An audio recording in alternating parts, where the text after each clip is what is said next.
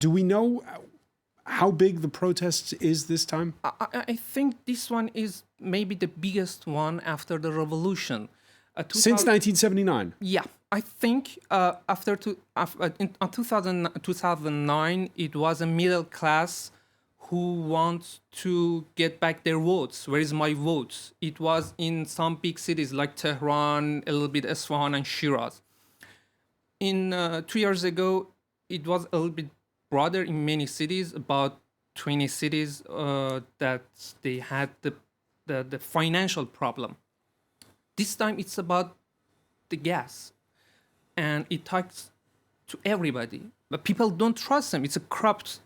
Iranians sees the government as a corrupt government. That's a very deep and huge financial corruption, and they don't believe that the money goes back to them. When you hear Ershad Alijani say that there's the potential for the biggest protests since the 1979 revolution, we have to be careful. I mean, I agree that I don't. For example, you have to know that I suppose that 2009, from my knowledge, 2009 protests were the biggest since the revolution, with nearly between 3 and 4 million people in Tehran protesting.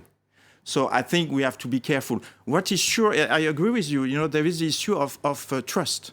I've done studies in Iran. It's interesting to see. That's true. There is an issue of trust.